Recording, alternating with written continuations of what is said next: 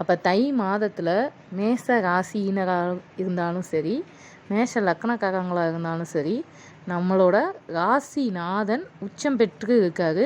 உச்சம் பெற்று லக்னத்தையும் பார்க்குறாரு.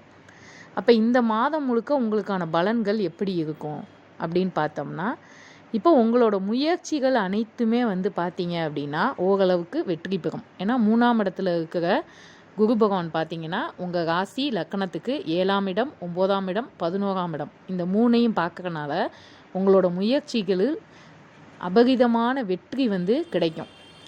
அதுவும் இப்போ பார்த்தீங்கன்னா உங்கள் தகப்பன் சைடாக இருக்கட்டும், அல்லது உங்கள் கூட பிறந்த மூத்த சகோதரர்கள், இல்லை நண்பர்கள், இல்லை கணவன் மனைவி, இவங்க மூலியமாக உங்களோட முயற்சிக்கான பலன், அவங்களுடைய உதவிகள் நல்லபடியாக உங்களுக்கு இந்த தை மாதத்தில் அமையும். தை மாதம்னு இல்லை, வைகாசி வரைக்குமே குரு பகவான் உங்களுக்கு 3ஆம் இடத்துல இருக்கிறனால நீங்கள் செய்கிற முயற்சிகள் அனைத்துமே பார்த்தீங்க அப்படின்னா அதில் உங்களோட அப்பாவோட சப்போர்ட் இருக்கும். இல்லை உங்கள் கூட பிறந்த அண்ணன், அப்படி இல்லை அப்படின்னா உங்கள் ஃப்ரெண்ட்ஸு, ஹஸ்பண்டு, ஒய்ஃபு, இப்படி யாருடைய சப்போர்ட்டு கண்டிப்பாக உங்கள் முயற்சிக்கு இருக்கும். உங்கள் முயற்சியும் பார்த்தீங்க அப்படின்னா கண்டிப்பாக வெற்றி பெறும்.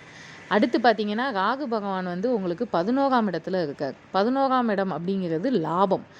மேசராசிக்காரர்கள் செய்கிற தொழில் எதிலாக இருந்தாலும் சரி, இல்லை எந்த ஒரு செயலாக இருந்தாலும் சரி, கண்டிப்பாக லாபமானது உண்டு. ஆனால் லாபத்துக்காக நீங்கள் பேராசை ரொம்ப படக்கூடாது. உங்களோட லாபத்துக்கு நீங்கள் எதிர்பார்க்கறது கிடைக்கும். ஆனால் திரும்ப ரொம்ப அதிகமாக நம்ம லாபம் சம்பாதிக்கலாம் அப்படின்னா அது உங்களை கொண்டு போய் கடனில் விடுறதுக்கான வாய்ப்பும் இருக்குது. அதனால நிறைவான மிதமான லாபத்தை எதிர்பார்த்து உங்கள் முயற்சிக்கு தகுந்த லாபம் கண்டிப்பாக உண்டு. பேராசை மட்டும் நீங்கள் என்ன பண்ண வேணாம் அப்படின்னா பட வேணாம். பேராசைப்பட்டீங்க அப்படின்னா அதனுடைய பின் விளைவு ரொம்ப அதிகமாக இருக்கும். அதே மாதிரி தொழில் சார்ந்து பார்த்தீங்க அப்படின்னா அதில் உங்களுக்கு அரசாங்க உதவிகள் கிடைக்கிறதுக்கும் வாய்ப்பு இருக்குது. அரசு மூலியமாகவோ இல்லை அரசு அதிகாரிகளாகவோ இல்லை ஒரு தலைவர்களோ யாரும் உதவியோ வேணும் அப்படின்னு நீங்கள் முயற்சி பண்ணீங்க அப்படின்னா இந்த தை மாதத்தில் அதுக்கான வேலைகளை செயல்பாடுகளை நீங்கள் செஞ்சீங்க அப்படின்னா அது கண்டிப்பாக உங்களுக்கு கிடைக்கும். ஏன் அப்படின்னா நம்ம ராசியாதிபதியும் லக்னாதிபதியும் பார்த்தீங்கன்னா 10ல் இருக்காரு. அப்போ சூரியன் உங்களுக்கு 10ல் திக்பலமாக இருக்காரு.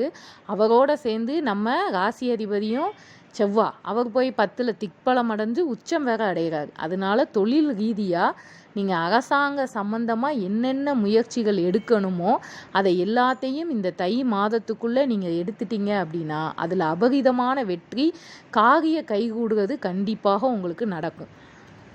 வருமானமும் உங்களுக்கு நல்லபடியாக